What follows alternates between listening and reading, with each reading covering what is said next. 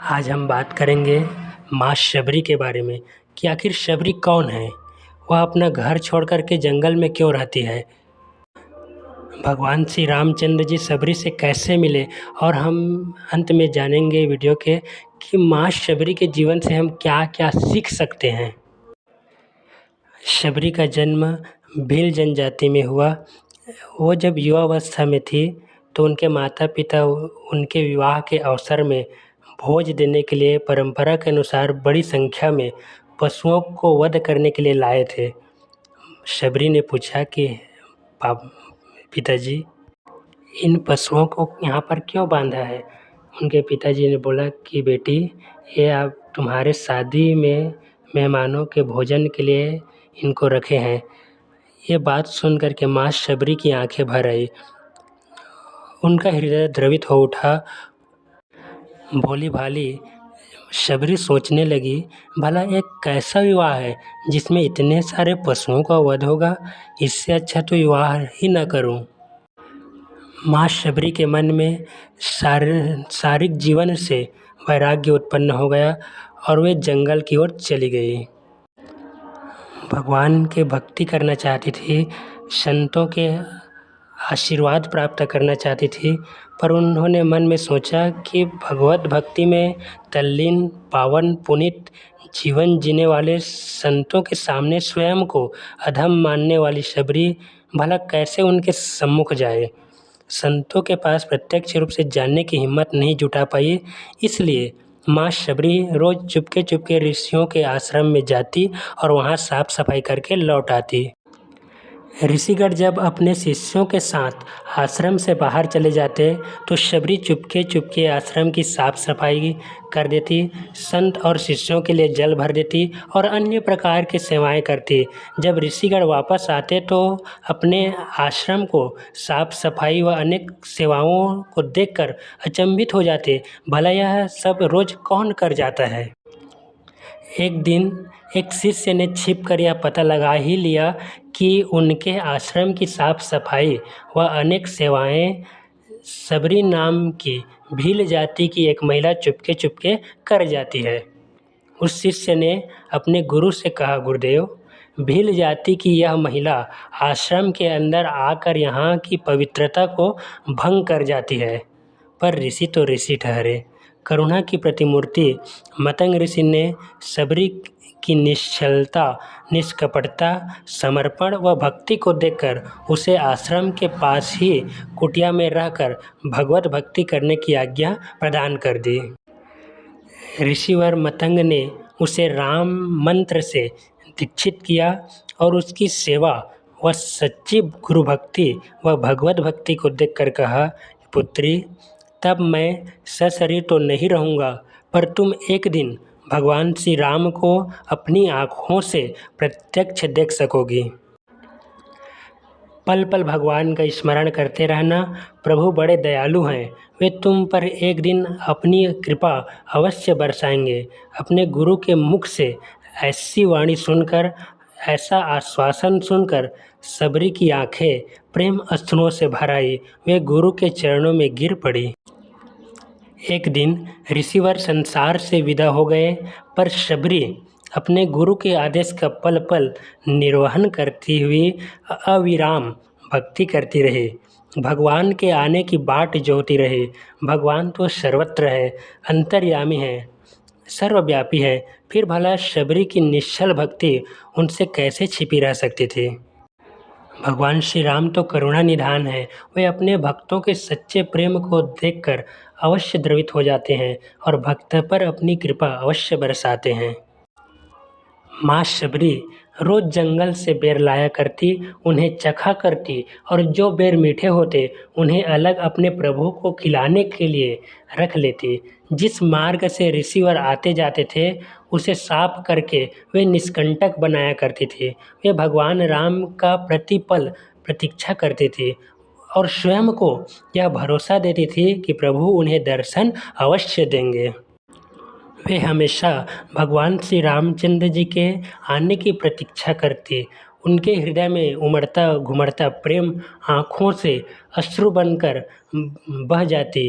वह सोच रही है कि कहीं मुझे अधम जानकर प्रभु ने आने का विचार बदल तो नहीं लिया। यह सोचकर वे और रोती जाती। उन आंसुओं ने मानो शबरी के कोटि-कोटि जन्मों के कर्म संस्कारों को धो डाला, मन को पवित्र कर डाला। और वह एक दिन आया कि माँ शबरी की प्रतीक्षा का उनका फल उनको प्राप्त हुआ।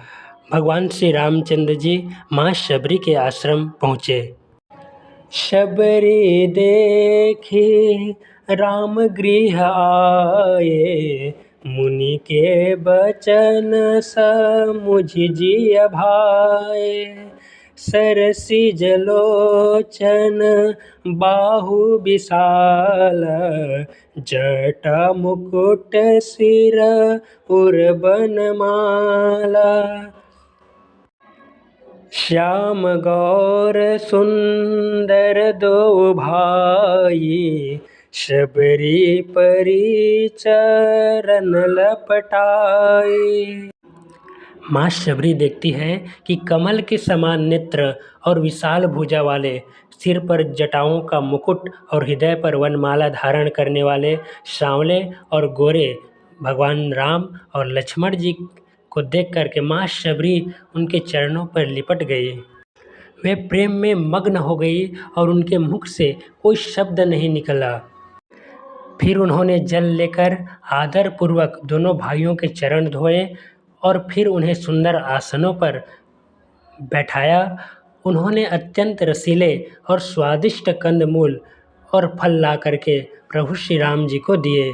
प्रभु ने बार बार प्रशंसा करके उन्हें प्रेम सहित खाया।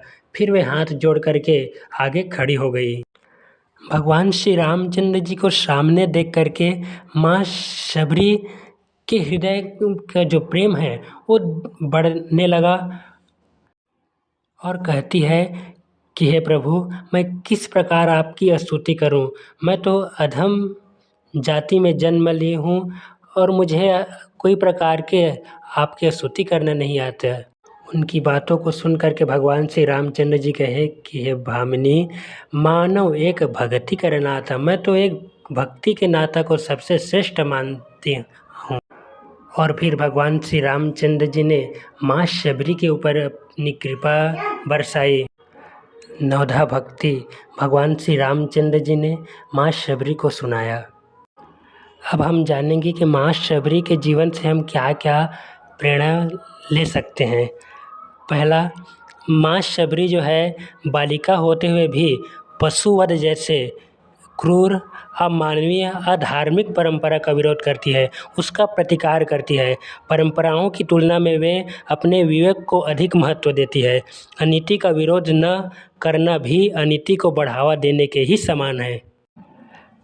माँ शबरी में सेवा की भावना प्रबल है, उनमें श्रमशीलता भी है। वे चुपके चुपके जा कर के सेवा कर जाती है। उनके स्वभाव में ही सेवा बसती है। सेवा करने में कोई प्रकार का दिखावा, प्रदर्शन, मान सम्मान पाने की भावना नहीं होनी चाहिए। और माँ शबरी के जीवन से यह प्रेरणा ले सकते हैं कि हमें भी अपने जीवन में साफ सफाई, स्वच्छता, पवित्रता का वातावरण बनाना चाहिए। सेवा में कोई प्रकार के अहंकार की भावना नहीं होना चाहिए। अपने घर हो, अपने गुरु आश्रम हो, समाज हो, हमें निश्चल निष्कपट भाव से सेवा करना चाहिए, जैसे माँ शबरी ने किया। सेवा हमारे लिए सौभाग्य का द्वार खोल देती है। सेवा के कारण ही शबरी के जीवन में सौभाग्य का द्वार खुला। उनकी सेवा भक्ति से प्रभावित होकर ही मतंग ऋषि ने उन्हें अपनी शिष्या बनाया एवं उनकी सेवा भक्ति ने ही उन्हें भगवान श्री राम जी के दर्शन कराए। माँ शबरी के जीवन से सीखने वाली सबसे महत्वपूर्ण बात यह है कि माँ शबरी ने गुरु के वचनों पर अटूट विश्वास व्यक्त किया।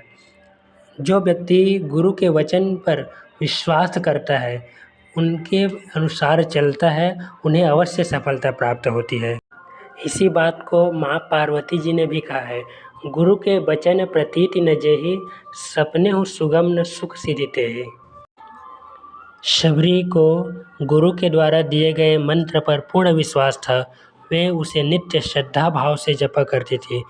वे उसी का परिणाम है कि भगवान श्री रामचंद्र जी को स्वयं चल करके माँ शबरी को दर्शन देना पड़ा। साथ ही हमें भी अपने लक्ष्य के प्रति, अपने कर्तव्य के प्रति नियमितता, निरंतरता बनाए रखनी चाहिए, तभी जा कर के माँ शबरी के भांति हम भी अपने लक्ष्य को प्राप्त कर सकते हैं। जय हिंद, जय श्री राम।